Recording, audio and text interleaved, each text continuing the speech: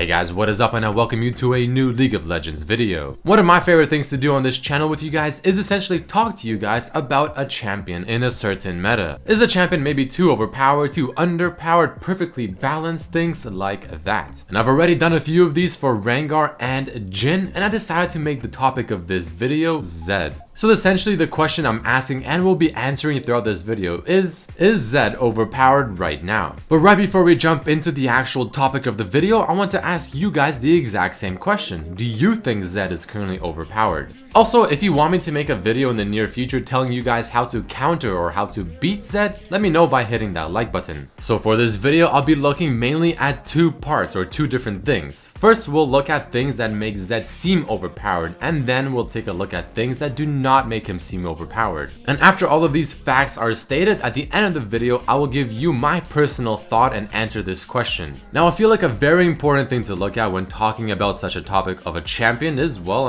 how is this champion even doing in general across most elos? What is the win ratios? What's the play ratios? Things like that. What is the general state of the champion? So taking a look here, you can see Zed's play rate in mid lane is actually the third highest of all mid lane champions, just over 16%. Now that's actually quite a bit of playtime he's receiving, and from all of this playtime, he's actually still sitting at a somewhat impressive 51.67% win rate in patch 6.3. Now these statistics we're looking at and that I'm showing you are for platinum and above. But this isn't really enough just to base how successful a champion is currently. Because another very important stat to take a look at is how many games does it take to start being successful with a champion. So with the graph you're looking at now, you can see that the more experienced you are with Zed, the higher your chances of winning. Now this behavior in this graph may seem very obvious to some people. Naturally you would have higher chances of winning if you are more experienced with the champion. But you would be surprised at how many champions only require a small handful of games in order to already be deemed successful at them. But then very recently we have the release of Duskblade of Thar. Now that was supposed to be considered an insanely strong item, especially on Zed. Yet his win ratio from the last patch and this patch is pretty much the same. Personally, I think this item is actually quite good on Zed, but only in very specific matchups and if you are doing well in lane and you want to further your snowball. So now that we got that more or less general information out of the way, let's take a look at reasons why Zed might be considered an overpowered champion for some people at the moment. Or essentially, let's take a look at his strengths. So even especially ever since his changes to his W a few patches ago where the range was increased, his laning phase is and has been fantastic. But honestly, Zed historically has always had a strong laning phase. That's just what made Zed Zed. Of all the assassin champions, he has the safest and most dominant laning phase if played correctly. He has a good escape, he has nice ranged harass and poke. If he's a little bit ahead, his wave clear is surprisingly quite good, dealing some nice damage to the minions. He's obviously got plenty of mobility to either juke out a gank, maybe go in for kills, and a lot of people just feel very intimidated by the champion. Especially the person that has to face Zed in the mid lane. Zed, like pretty much every other assassin, is a snowbally champion. If you make a mistake, if you let him get the upper hand, he will capitalize off of that and he will continue to capitalize even further. Now as someone that mains this champion, I have to agree, his laning phase is actually quite strong. And if you're inexperienced in mid lane or you're inexperienced with the matchup, it's definitely quite intimidating. He has a massive power spike at level 6 which can kill you if you overstep by just a little bit, and if you do, chances are you already lost your lane. But aside from his laning phase, other things that may seem overpowered about Zed is the fact that this champion makes the other mid laner have to play in a very specific way, especially if they're a mage. Now whether that is picking a champion specifically to counter him in the laning phase and or having to itemize specifically against him so that you don't die to his ultimate, to his all-in, and to his damage in the laning phase. It does feel like a lot of times you are forced to have to build in such ways, whether you like it or not, just to prevent Zed from snowballing off of you. So obviously a very common item on mages in the mid lane that are facing Zed is rushing Azania's Hourglass to counter his all-in and his ultimate. On top of just giving you the raw armor stats that his abilities and his auto attacks just simply do less damage.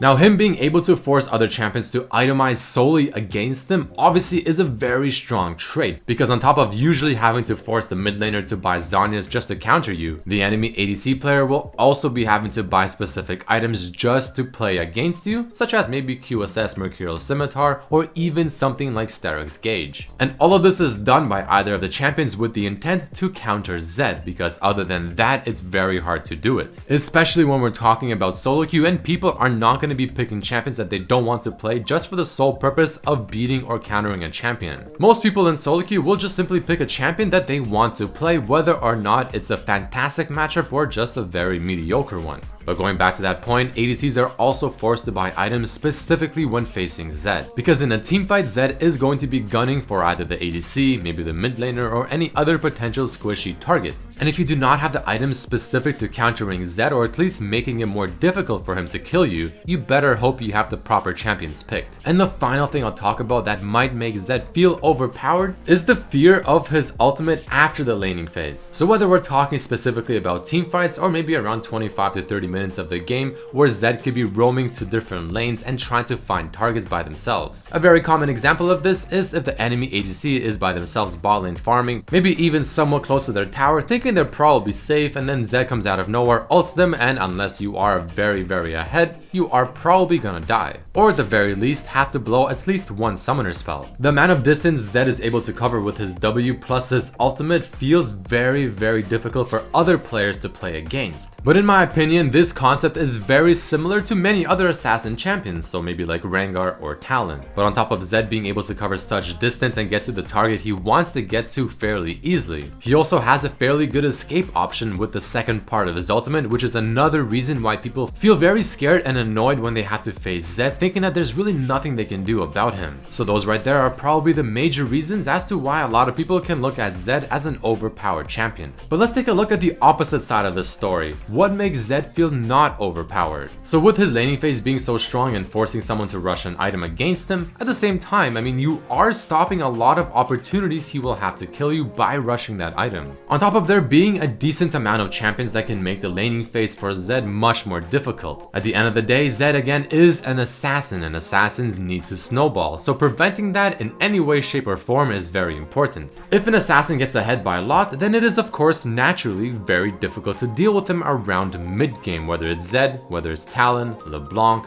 Rengar, etc. That is what their kit is designed to do. But other things for Zed on top of the Zhonya's is obviously the QSS. Now in my opinion, this one isn't as bad as Zhonya's for Zed, but it still makes things much more difficult, especially if the ADC has mobility and escapes within their kit. So an example could be someone like Vayne, Lucian, or Ezreal. His teamfighting is very difficult to do successfully as well, and the longer the game goes, the harder it becomes for Zed to be useful. And in my opinion, this is the part of the game that really shows how good you are at Zed and separates the good Zeds from the bad ones. Any crowd control, especially in a teamfight, will make it very difficult for him, and it simply adds more layers he has to bypass in order to be useful. And if you're facing a coordinated team, so maybe some pre-made 5s or especially in competitive, I mean that just makes things even more difficult. And this is why usually you don't really see Zed very often in competitive play. Now a Zed that is a little ahead and that is also split pushing, this is where things can get a little difficult. But there are definitely champions that can beat him in a 1v1 scenario, but if you don't have any champions that can beat him in a 1v1 scenario, then this definitely will be kind of annoying to deal with.